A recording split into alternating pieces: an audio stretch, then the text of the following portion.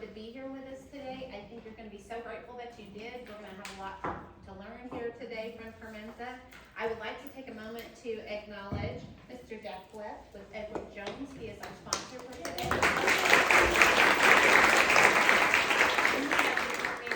He is the only man in here, and he is going to do this more often. This is pretty awesome. So I wanted to, first of all, I'm so excited to see two people I really admire speaking to us today. Carmenza was one of my best class ever, 2018. And I was so happy that the real work behind the scenes decided that they would come with me today. I want to introduce Tracy Plackemeier, who's been with Edward Jones for 24 years, and she's been a partner. So she's technically my boss, which is really good. She graduated from Bradley University, studied psychology, so she can keep up with me in women's studies. And then Miss Ellen Neff, who decided, even though she'd been an executive with JCPenney's for 34 years, decided that retirement was not her thing and decided to kind of help us out with our client experience as well. So thank y'all for having us today, and I'm looking forward to it. No pressure. Well, I think we've all been looking forward to this. I just wanted to brief you guys on some upcoming events. On May 17th, our Women's Alliance Professional Development, The Power of Diversity, will be with Dr. Jacqueline Miner and Washima Hawk. And so they're our panel. On May 23rd, we have a peer-to-peer mindshare on inflation-proof ideas for summer fun. And now I'm going to turn it over So, Ms. Darla, I see where I made a typo. She read that exactly right. Perfect. It is the Asian Business Council Professional Development on May 17th. But we do have 2 Women's Alliance members on there. I'm sorry, Darla. Yes, no, but that would be great. I think it would be a wonderful thing for all of us to support Washima and Jacqueline. I think it's going to be an amazing event. So, still. And Teresa is over that professional development. Perfect. Thank you so much. Thank you for the promotion. It'll be a very fun opportunity, and so it is actually a collaborative effort between Asian Business Council, Women's Alliance, the Latino Business Group, and CILR. Oh, wow. And it happens to be an all-women panel. Wow. I love that. It's going to be amazing. I'm It's sure. going to be very I'm sure. fun. Yeah, I was, actually, I'll side catch on that one. I had a family that I met with at a hospital that said they heard of us through the Asian Business Council. So, yes, it was great. They were precious. So now I'm going to introduce Michelle. Good morning, afternoon, everybody. Thank you all for being here. I am going to make this really brief, but I wanted to acknowledge Cindy Salter, who is going to be our amazing moderator. If you haven't seen her in action, you get to witness this today. And of course, Carmenza, which I'm going to let Cindy explain more about Carmenza and her path to where she sits today. Many months ago, when we started planning for the Inspired Women's Luncheon, Carmenza's name came to the top of our list. We want to hear about this woman who has had the opportunity in her life to show and use a little grit and grace to help keep pushing, to help get her through that next step, to be resilient. And I don't know about you, but I'm kind of getting tired of those words. But then I think about the conversations we've had with Carmenza. Just in preparing for this, she has completely touched my heart. And I just want to tell you a brief little snippet. When we got together for one of our planning meetings, Carmenza hopped on the phone, and Cindy and I and Sherry were there to kind of welcome our group of speakers who were coming in for IWL. And Carmenza was having a really challenging day. Really challenging. She was, and you can elaborate on the story, but there was some social media noise that was hitting her. She was dealing with a really grumpy customer, and just as the group of us got together on this Zoom call and everything, she became very vulnerable and just started crying. And it was kind of the most beautiful thing, because I think every one one of us knew how she was feeling at that moment in time. We knew exactly where she was, and we were there to support her in whatever way. And that, personally, to me, is why I'm part of this group. I think we all bring that gift to each other when we come through. So, unfortunately, Carmenza had to step away for a family emergency for IWL, but afterwards, you snagged her up, and she is here today. And thank you so much for sharing your story and your time with us today. Cindy and Carmenza.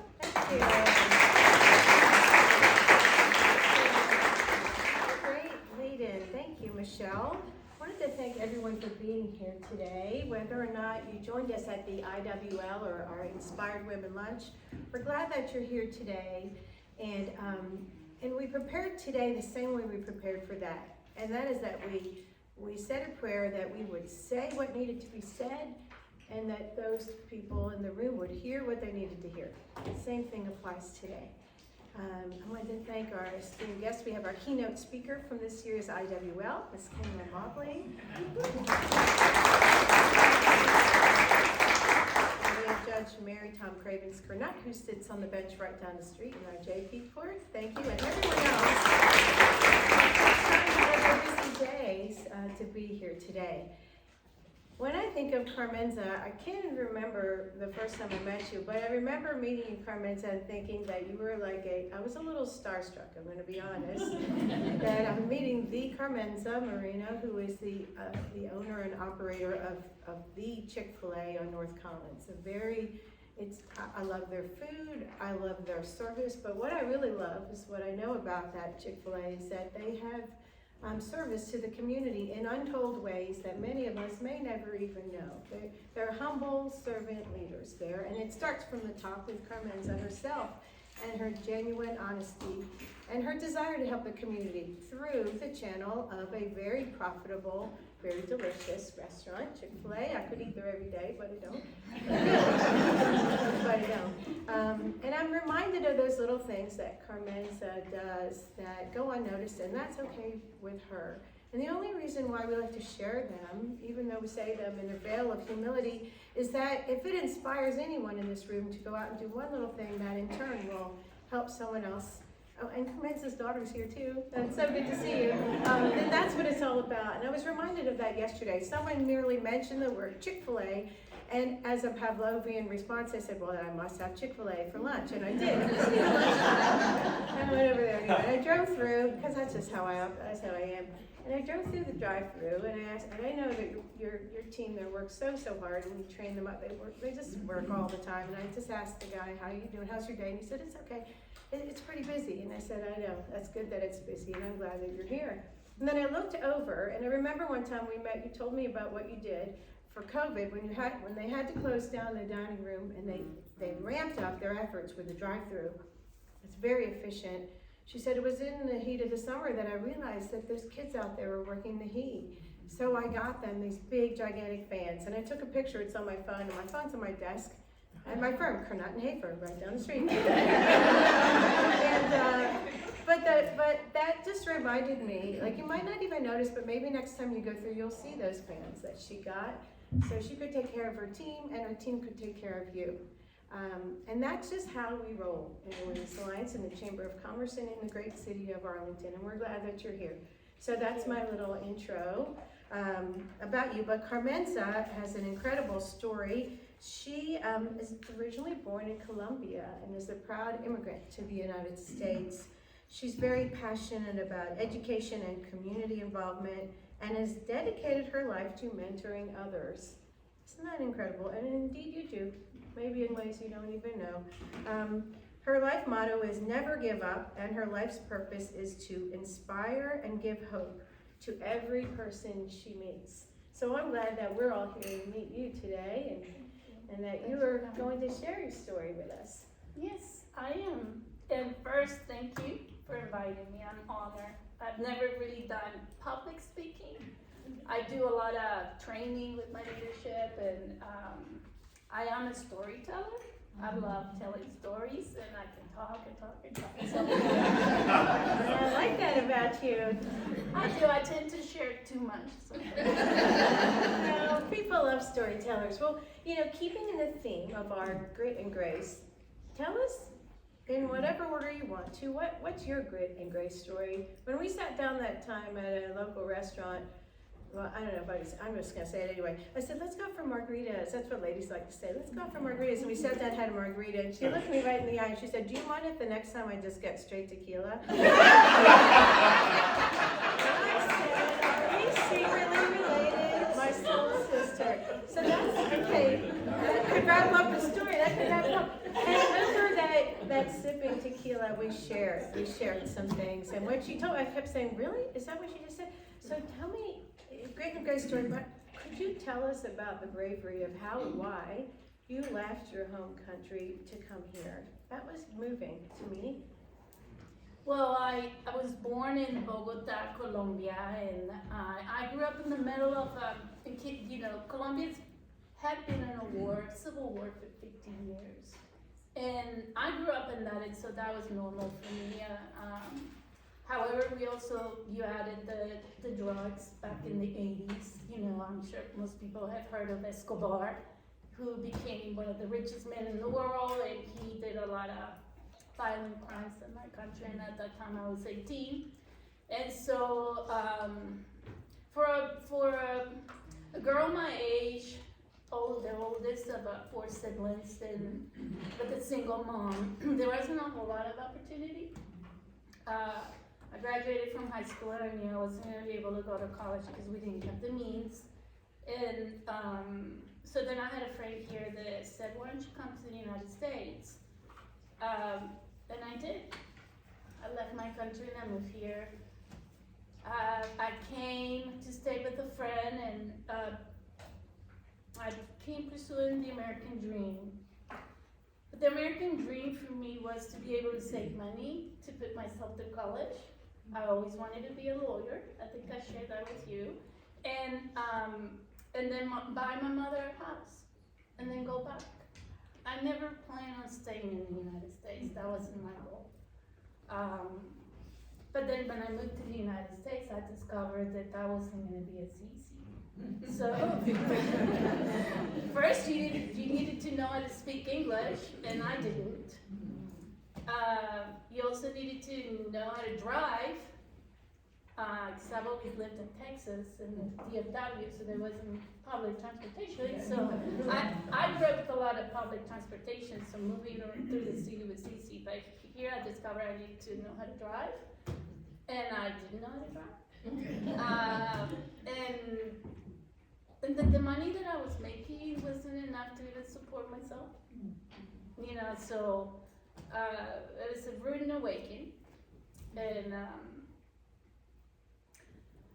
it was very depressing for me because I've always been a very outgoing person, and I did sports, and I had a lot of friends, and then I came here and I couldn't speak to people. I couldn't play sports, so I got really depressed, and I wanted to go home.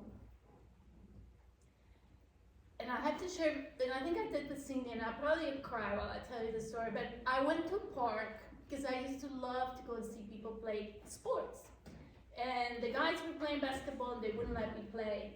So I moved to the side and I was looking at these girls play what I know now is softball, but I didn't know what it was. And because we don't play softball in Colombia, so I was like, oh, that looks so easy. I bet I could do it. And then, but I discovered that I could speak English to go and say, hey, can I play?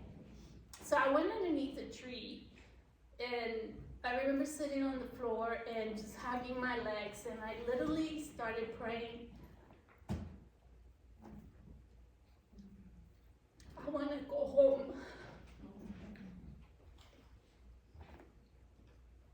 And as I was doing that, I heard a voice. And I looked up and there was this woman standing in front of me, and she spoke in English, and the only thing I knew to say to people was I don't speak English, so they wouldn't continue to speak to me.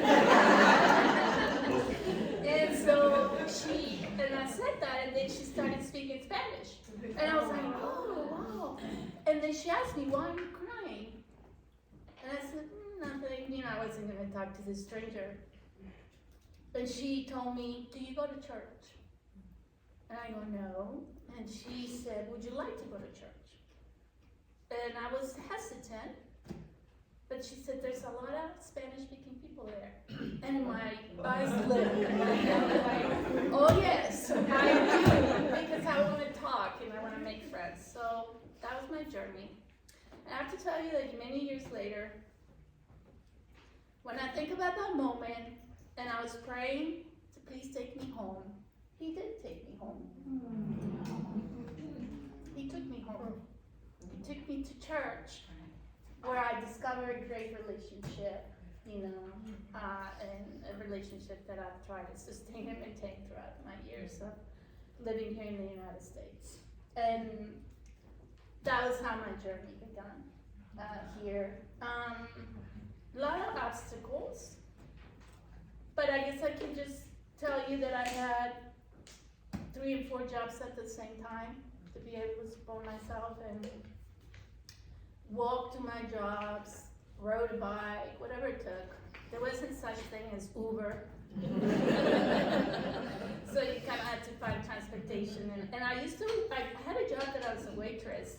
I have to tell you this story because I barely knew English, but I said, I'm gonna do this. And so people will throw all this stuff like no garnish on my hamburger, and I didn't know what that was, so I had to go to people, what did they mean? If you would say no lettuce, no tomatoes, no pickles, then I wouldn't pick that, but it was the slang. I don't know. And I remember I used to have to walk to my job, and in the middle of the summer I would be like dripping, so I always had a backpack with clothes, and I would go to the bathroom and literally like a cat with a thing wiping myself, like changing into a clean uniform so I wouldn't be sweaty. And many things happened, but I can forward to the day I discovered Chick-fil-A, which is, I think, is one of those moments that turned my life around.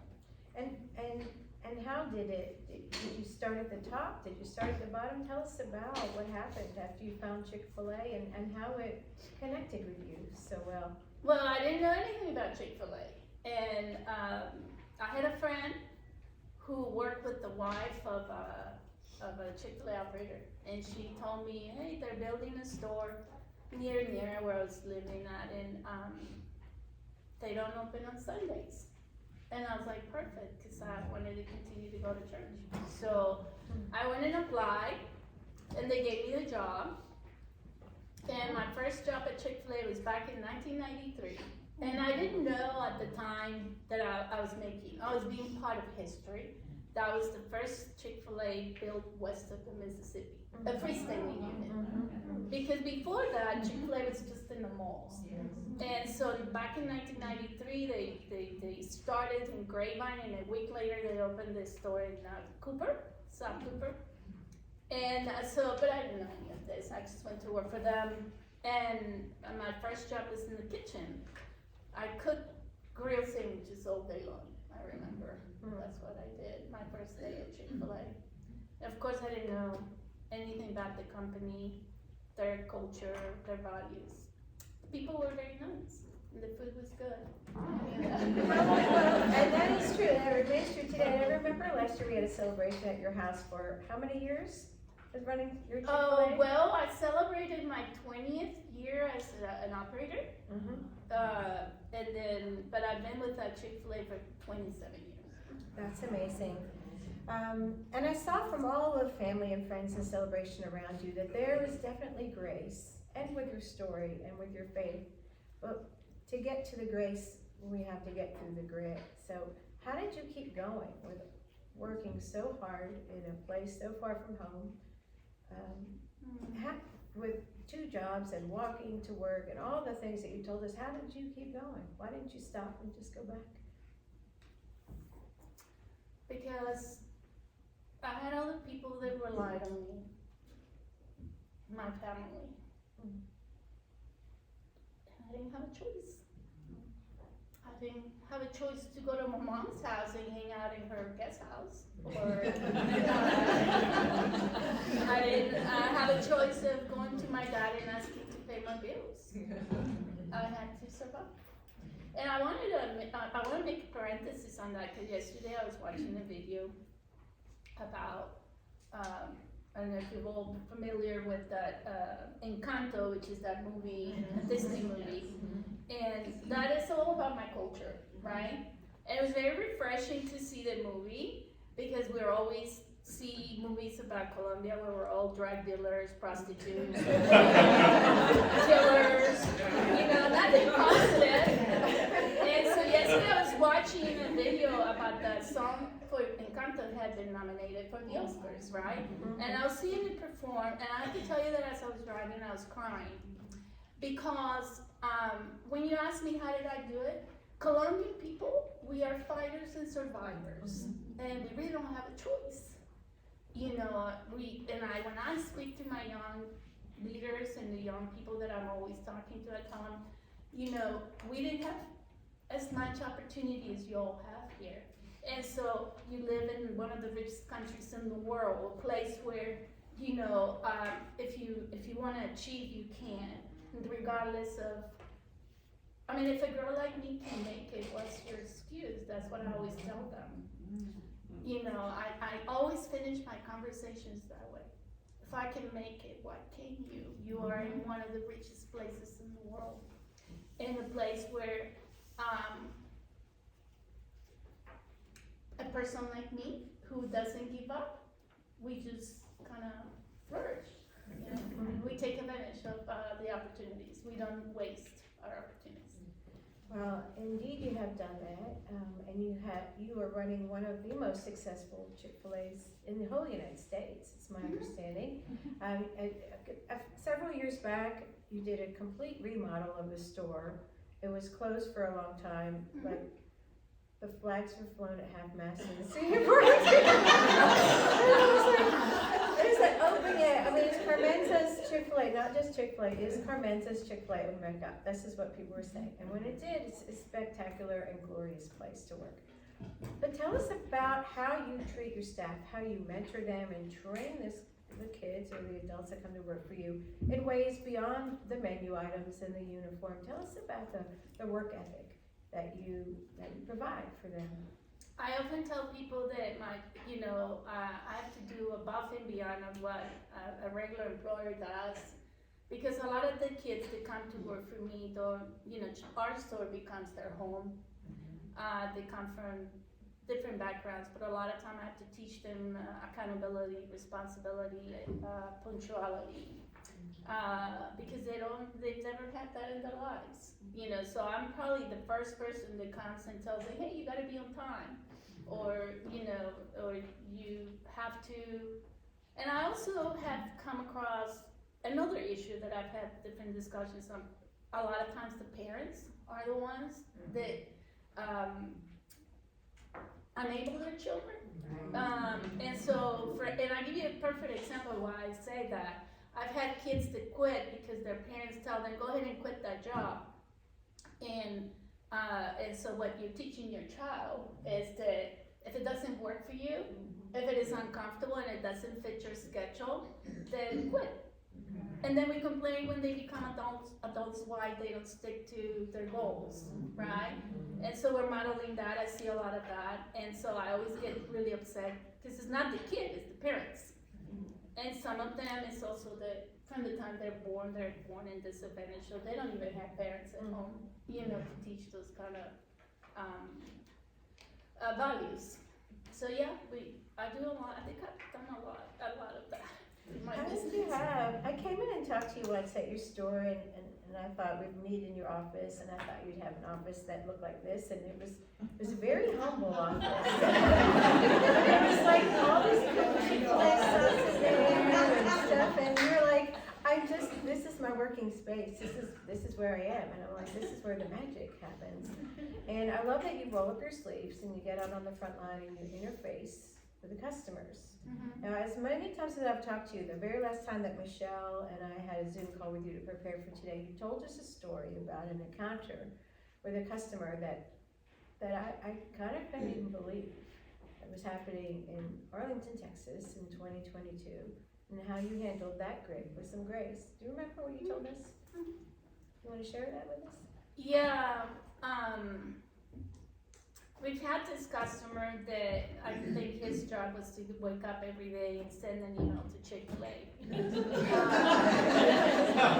And regardless of his experience at my store.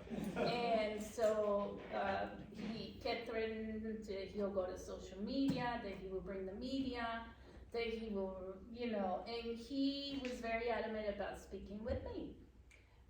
We had filters in my store, I had people that handles customer complaints. So here's a little secret you need to know. When you call Chick-fil-A to the 1-800 number, and you tell them, I just went through the Chick-fil-A on North Collins, we have a number, all the stores has a number, so we will be 1307. And then they take the either complaint or concern or why not braces once in a while? Email and praises, we're doing it. I'm telling you, Okay. we don't get a whole lot of those, but definitely hear from when people are upset for whatever experience they've had. And so this person, so when you write to them or call them, then what they do, they reroute the complaint to the store. And so then we get it, and it's up to us to handle it, right? And so I kept getting hits every single day, and we, Beth and my Mike and Drake to try to speak to him, and we tried, and nothing was making him happy. And he left a message saying that what is it going to take to talk to get to me? So at that moment, it felt very personal. So the day that I got on the phone with the two of you, I had just gotten off the phone with him, and he was condescending, patronizing. Told me that him and his colleagues and other people in the community were very concerned about what was happening in my store. So I asked him, well, can you tell me, and so that he had volunteered to lead the coalition to fix things at my store. And I go, oh, okay, well, you must have a lot of time in your hands.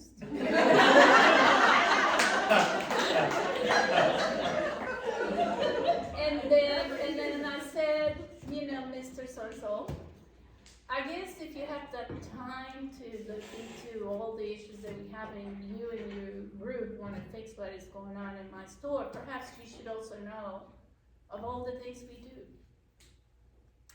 And that's when I broke down and said, I had just came out of the most 2 grueling, horrible years with COVID and keeping my store staffed,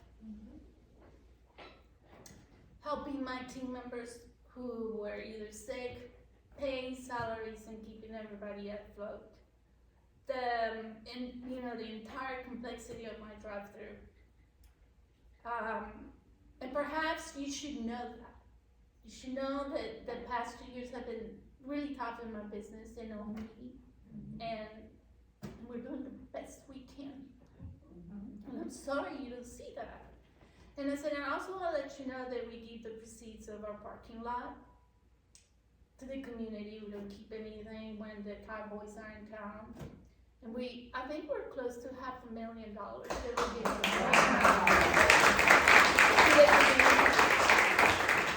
And we do scholarships and just, and I said, so I hope you also know that. And I'm sorry that we're not able to ever satisfy you, And I had to be very graceful. Because that's not how I felt, really. I wanted it.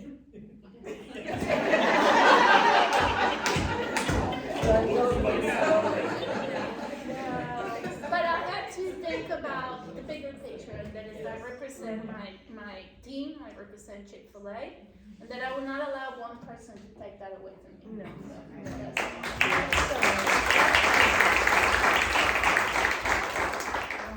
So you have just kept putting one foot in front of the other, kept taking one step at a time. And if it hadn't been for the decision to come here, and then the decision to stay here because that woman touched you, and then you acted on that, where would it all be right now? We don't know. We don't have to know. We don't have to. But it's just astonishing to sit and reflect with you as you open up to us about all the steps that you took to get here. Everyone sees the glamour and the success, but for you to share with us the grit and the hard work that has taken place and continues to take place day in and day out, we're just so honored for you to share this story with us. Thank you. It's been a journey, yes, for sure. I'm not ashamed to tell you that I still go back there and cook fries and make sandwiches or wash dishes when I'm short-handed. Because what I often remind myself is that's my livelihood and the livelihood of 150 people that work for me. And if you would have asked me 27 or even 20 years ago when I went to work, when I was selected as an operator, which by the way, I was the first Hispanic female operator selected in this area, and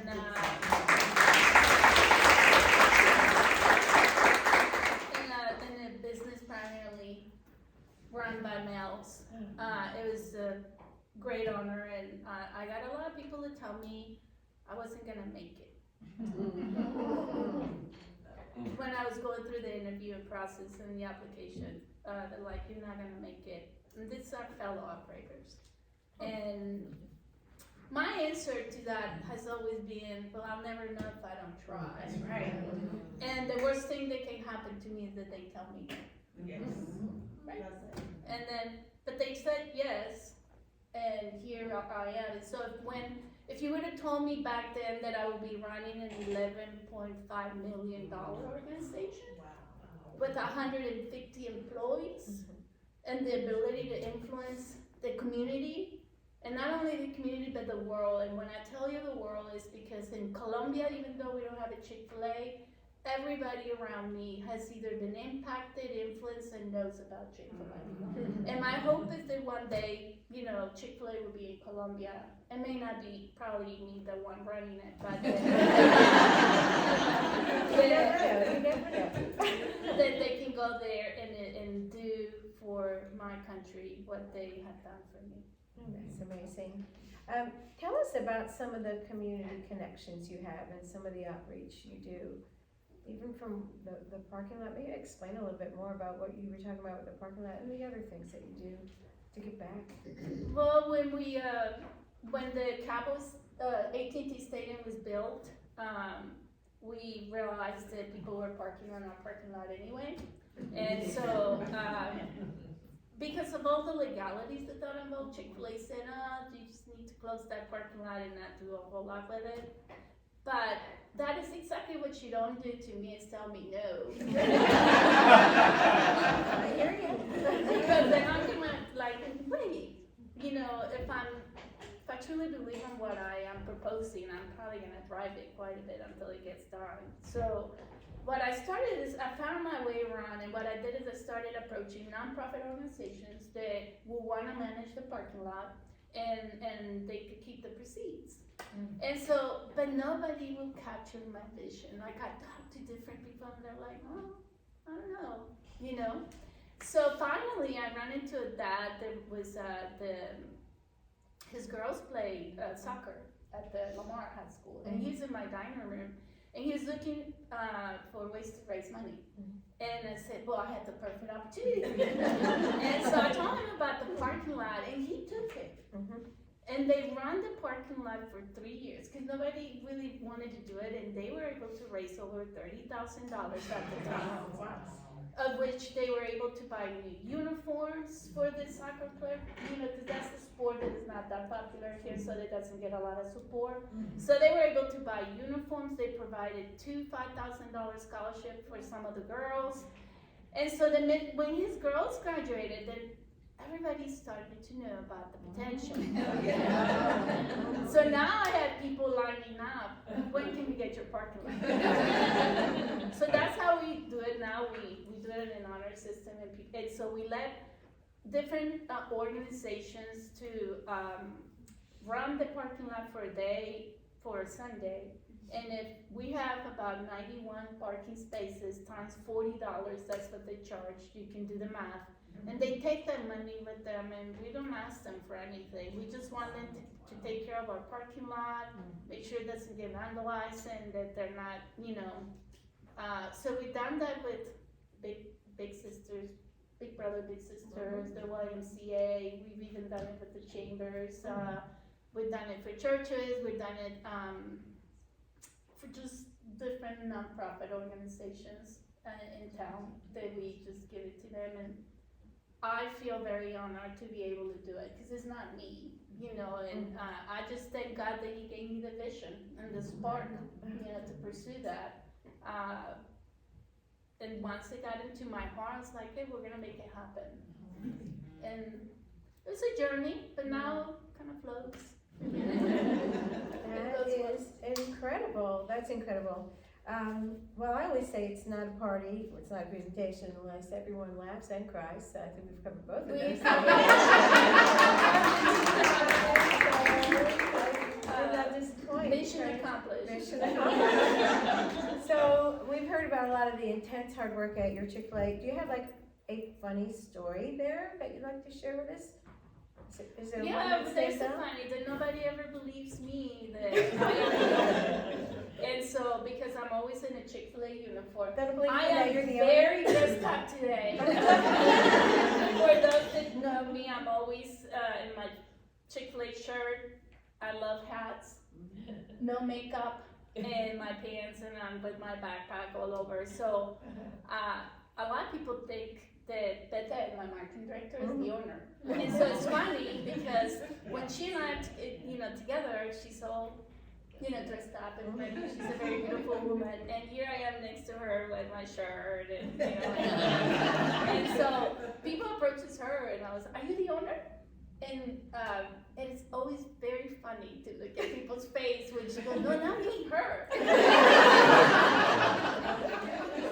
There you go. that happens quite often. I love that. I love it. We're so thankful that you are in our community and not just doing your business. I mean, we didn't really talk about the ins and outs of Chick-fil-A because that is just the vessel through which you have been able to do your mission work, truly. And we're all so grateful for you and your hard work and your team and your family for supporting you for all of those things.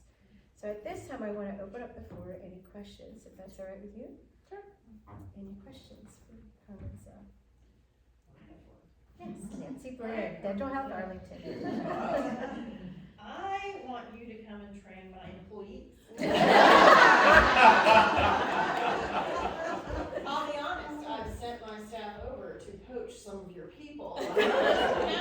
So I need some behind the scenes training with you because I am amazed at your staff. Same thing. It is amazing and it is from the top down. And yes, I'm at the top of DHA, but sometimes it doesn't always trickle down. So I need to know some secrets. Well, So. I start truancy court at 1 next door.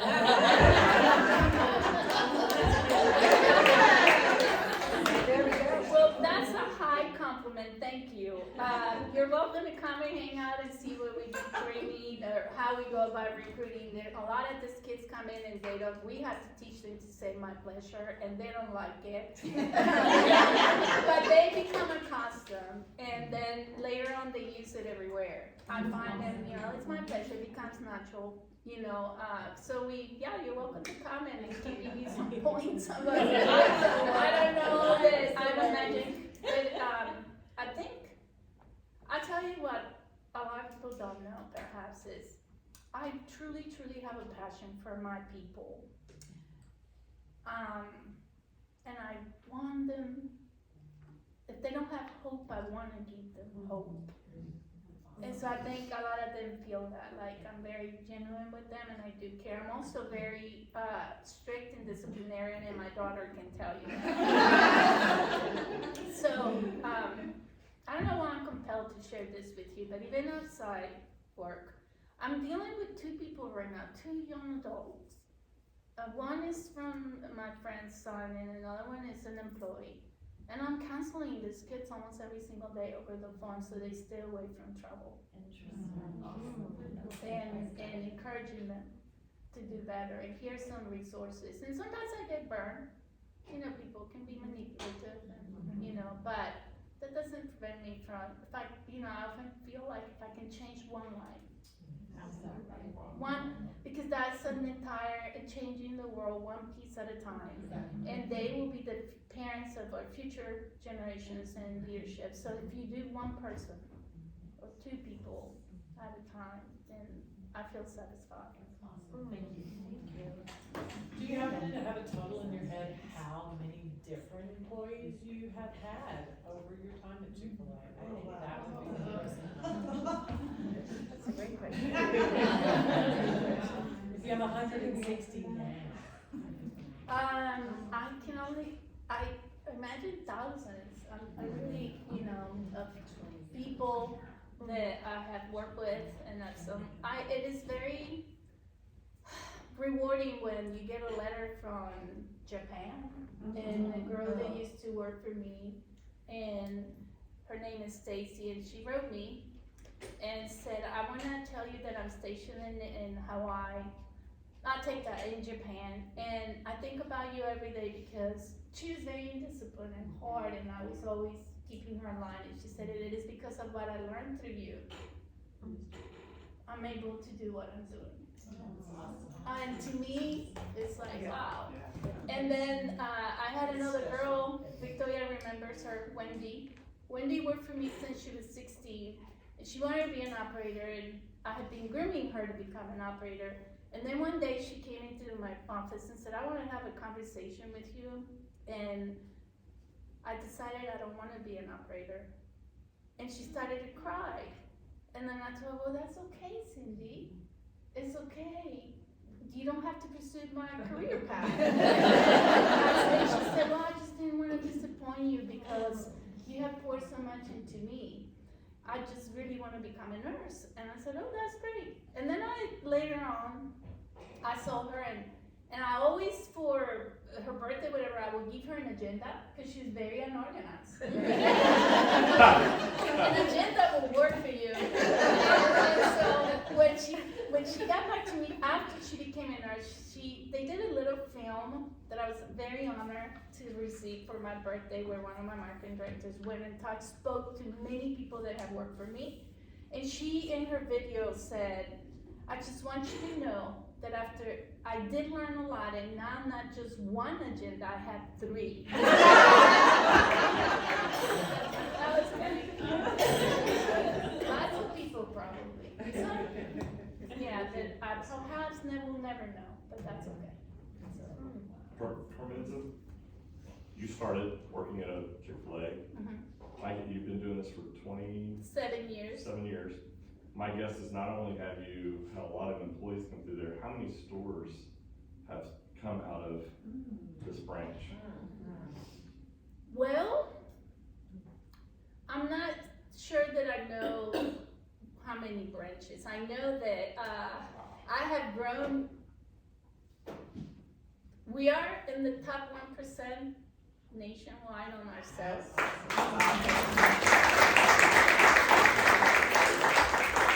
We rank number 1 in our drive-thru in my team. Wow. And so I'm not sure that I can give you an answer. You've had owner-operators that have started, so Yeah, it's not only the lives you've affected in Arlington, Texas, it's all over. That's right.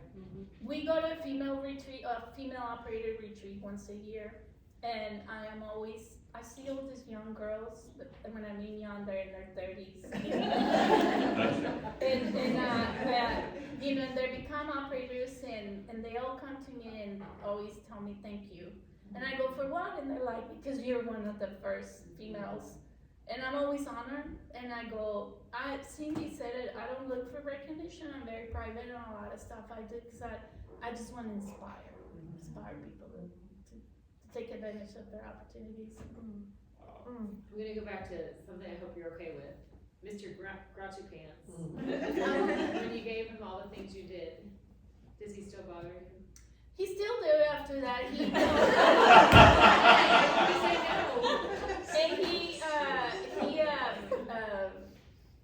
He told me the following. He made a statement about, I know all you did for the community. You don't have to remind me of what you do. And I think that's when it became personal. So I felt like he just perhaps doesn't like me, and this, or he doesn't. I don't know, whatever his problem is, this is a very sensitive subject for me because sometimes it's difficult to know, is it my accent, is it because I'm a woman, is it because I'm Hispanic, you know, and I try to rise above all that all the time, but it's hard sometimes when people don't let it go.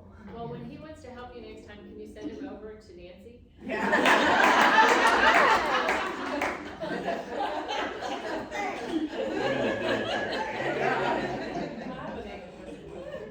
So, do you remember Truett Kathy? Of course.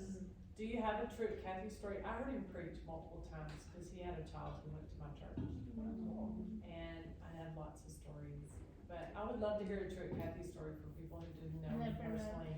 Thank you for bringing that up because I was just talking about him the other day.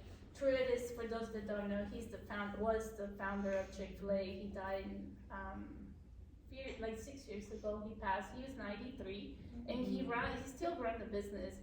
I got to meet him many times because back in the day, Chick-fil-A wasn't what it is right now. You know, we were just a small company. Now we're a $10 billion company, and back then, you know, he will come to the trainings that we would receive. And I don't know that I have a funny story, but I had one of the most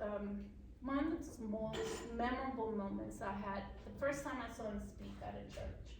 They invited us, and I remember him standing there and talking about the 3 M's. Master, mate, and mission.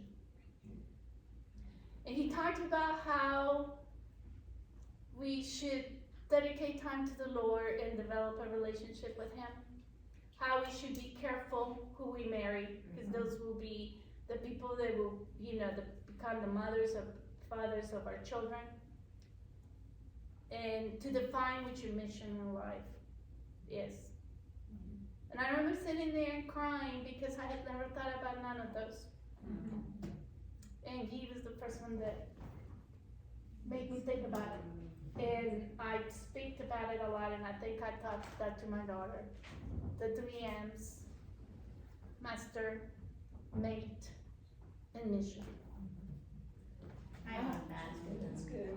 Wow. Any other questions? Yes. Yeah, I wanna jump back to what you said a little bit ago, when you were answering the question over here. Being another woman who's been in an industry that was primarily male dominant, my husband and I are owners of a construction company, and specifically exterior restorations. We do a lot of roofing, which is largely male dominated. And so I'm curious what your advice or wisdom would be to other women still in male dominated industries, and how you approach situations with grace, even though they can sometimes be very frustrating, and how you weigh being aware that those could be biases that are held in your position or in your industry, but not allowing those to cause negativity or frustration. I think that the first time I experienced what you are talking about, I was at a meeting with some operators, and I was the only female and the youngest of the group. And I remember there was one particular person that was always making comments that were, you know, sexist, or like, oh, a woman must have made that decision, or, you know, didn't really respect, they wouldn't even talk to me. And so I remember going back and reading a book about how to deal with conflict. And then I was able to identify every single one in the team, and they had names, and this particular person was a sniper. So he would come out and shoot and then retreat, right? And so I learned through that book of how I could diffuse that kind of behavior. So when this person, and I remember being at a meeting, and this person one day said something, oh, a woman must have made that decision because something had gone wrong. And then I said, so can you tell me how your comment is contributing to our meeting right now? Without making it personal and saying, how come, you know, you're making me woman, you know, and you're offending me as a woman, and taking that angle, but saying, can you help me understand how your comment helps us at this meeting? And I remember looking at his face and just astonished. He had no answer, and he stopped doing it. And so I think it's learning not to let people, you know, maybe if you take it personal, which it happens to me all the time, I feel angry, like, it's only Right. having that mentality is because I'm a woman. It's more learning how to diffuse that and put it on them. And making sure that can you help me understand how the comment you just made helps us fix the roof? Whatever it's saying. But I've learned that I cannot allow them to make me feel less than. That's up to me. It's not easy, but it's always rising above and just understanding that I'm as talented, as gifted, and I tell you, a lot of them are dying because they can't keep up with my numbers. And I remember standing up once at a Chick-fil-A event where I was being given an award. And I remember standing there and I couldn't see people because it's a big stage and all that. And I remember I had tears in my running down my face, and I said, this is for all the people that never believed in me. You know, working on those. Carmenza, what was the name of the book on conflict? Do you remember? I will send it to Cindy if she can maybe share it, you know, but yeah, because it was about learning to deal with conflict, and I read it so I could learn to be politically correct. And not cuss them out. Well, we appreciate it. And then, in the face of that, you went back and continued to learn. You went to a book and then you you know, people say everything happens for a reason. And we were so heartbroken for so many reasons when you couldn't join our panel at the Inspired Women Lunch and when we had some other women from the community sharing. And then after that, it became abundantly clear that was for a reason. And Michelle and I talked about it and we said, you know what? It's because we need this space, more breathing room, more space for you to share all of these things that you have been so courageous to open up and share with us for all the people in the room today. So that's the reason why that happened. We should never, fail to recognize that. And you, because of your courageous decisions and your work behind the decisions and your underlying rock solid foundation of faith, have really changed our community and beyond, and every single person in this room, and we want to thank you. Oh, thank you. I don't deserve this. I give all the glory to God. I always tell you, without Him, I cannot be here, and obviously Chick-fil-A was a turning point in my life.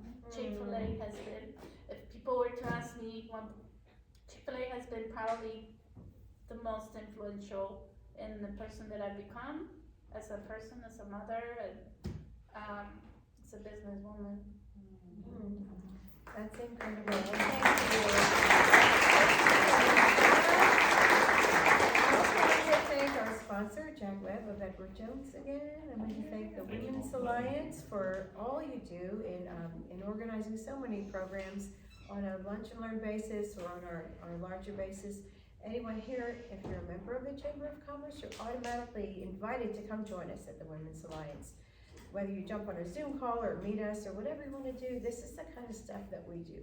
We get stuff done. We don't come in and talk and just come and be a part of the group because everyone's welcome and it's just such a dynamic group. So thank you again. One more round of applause for Carmenza.